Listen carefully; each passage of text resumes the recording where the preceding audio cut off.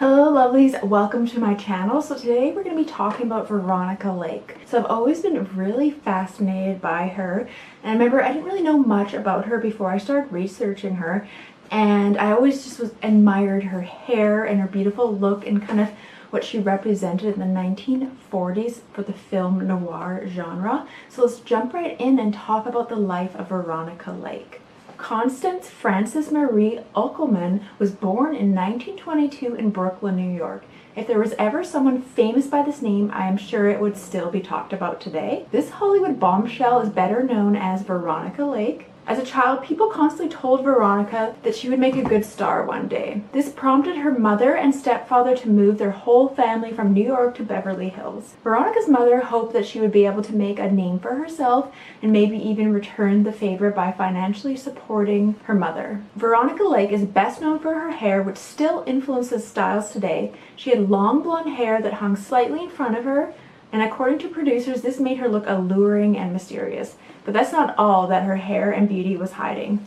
Veronica was diagnosed as a schizophrenic back in New York. Some of you may not know that this is rare to hand down that serious of a diagnosis to a child, even back in the 1930s. But unfortunately, there were not many options available for treatment. Veronica's mother decided that the best thing to do was to enroll her in the Bliss Hayden School of Acting as a form of therapy. It is unclear whether or not this worked for a while for Veronica. Regardless of her diagnosis and any trouble she may have been having, her career did indeed take off. At first, she only played a few roles as an extra, in some cases not even getting a line in the credits. Her first big movie was I Want Wings in 1941. After this movie became a box office hit, it seemed like there was no stopping her career.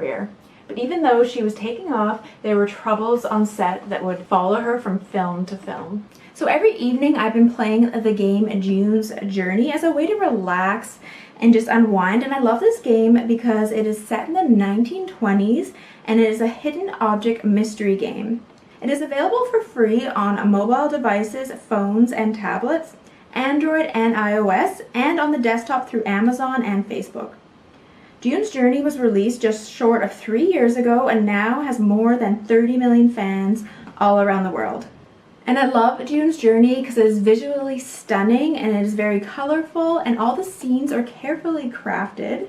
And it really resonates with me because I love the 1920s. It's one of my favorite decades, and it really takes you back in time. And I feel like I relate to the lady because she kind of has a similar haircut to me, so I feel like I am June's Journey. So June's Journey is free to download and is located in the description box below, so I hope you can try it out and send me a message on Instagram or comment below if you also love playing this game. And I love to play it every night. It's just as a way to relax and unwind and kind of take my mind off working, and I love traveling back in time to the 1920s, so it's kind of all my favorite things meshed into one. So comment below if you also play June's Journey, and don't forget to use my link in the description box below. Many of her male co-stars found her difficult to work with. While they wouldn't say exactly what it was abundantly clear that it was not enjoyable to work with her. Some of the actors turned down future roles once they learned that they would be working with Veronica Lake. However, there was one star that she appeared with at least 7 times, Alan Ladd. But this pairing had less to do with personal preference and more to do with height. Despite her larger-than-life personality, Veronica was only 4'11". This was useful for Alan Ladd, who was a below-average height for a man. By starring alongside Veronica, he could appear as if he were bigger than he really was. Her personal life was just as rocky as her professional career, though to the public no one really saw the reality of either.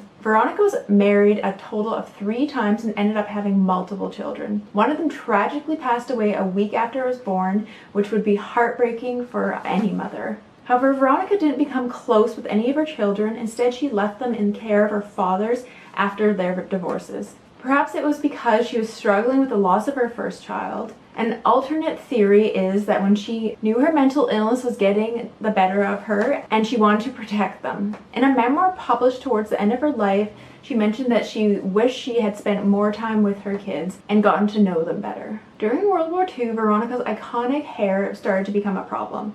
It's fairly common for women to emulate their favorite star, and Veronica was beyond popular at the time. Many of the women started to copy her hairstyle, letting their bangs hang in front of their face. The issue with this is that these same women were working in factories to help support the war effort. Long hair and poor vision did not mix well with complicated machinery. After numerous reports of workplace incidences involving women wearing the hairstyle, Veronica felt the need to address the situation. She created a commercial where she demonstrated the importance of wearing your hair in a safe style. The video shows her getting her hair done, and when she is finished, it is all pinned back and out of the way. Unfortunately for Veronica, her iconic hairstyle was really the only thing keeping her afloat. No one wanted to work with her, and she didn't want to be there. And she also developed a drinking problem when she left Hollywood. Her mental health was worse than ever, and she was bankrupt. And that was it. Or it would have been if people didn't decide to seek her out years later. After she left Hollywood, Veronica moved back to New York and became a waitress. She used a different name and tried to keep a low profile. Supposedly none of her co-workers actually knew who she was. The problem was that she could not keep her mental health in check if she wasn't drinking. Neither end of that spectrum was a great choice, but Veronica continued to self-medicate. Eventually someone did recognize her, and word spread that she was down on her luck. Some people in Hollywood who knew who she was tried to even send her money, but she returned all of their checks. She claimed that she was doing fine and didn't need their sympathy. After a few years, she tried to capitalize on her small wave of regrowing popularity. She wrote and published a memoir explaining how she felt about her rise to stardom and subsequent fall. Veronica never wanted to be part of Hollywood, and she never really wanted to be famous. She wanted to be a doctor, perhaps even a surgeon. And she even blames her mother for forcing her into the industry. Supposedly the two had a falling out when Veronica could no longer provide for her. In the end, she claims that she turned her back on Hollywood for her own sake. If she hadn't, then it would have killed her. Veronica died in 1973 at the age of 50 years old. No one was there for her when she got sick and eventually went into renal failure. She had alienated her friends and lost her family. She was burned by fame over and over again, and at the end of her life, she had nothing to show for her career. When she was asked to do an interview shortly before her death, she was surprised. She assumed everyone had forgotten about her, and honestly, she preferred it that way. So it was so interesting to read about Veronica Lake. I really want to read her memoir and really dive into her personality and life, and I feel like she just didn't get the proper psychological treatment. And I feel like back then in the 1940s, they probably would have tried to commit her to a mental institute and maybe even give her shock therapy or a lobotomy. So I feel like she just was born in the wrong time period and she didn't get the help she needed. So it's so sad what happened to her. So thank you so much for watching. I hope you enjoyed this video. Let me know if there's any other old Hollywood stars you want me to cover next. All right, I'll see you guys again soon. And don't forget to check out my YouTube membership. And with this membership, you get a bonus monthly video as well as a monthly live stream and 20% off Vintage Doll Cosmetics, my vintage inspired beauty brand. So I hope to see you guys there. Bye.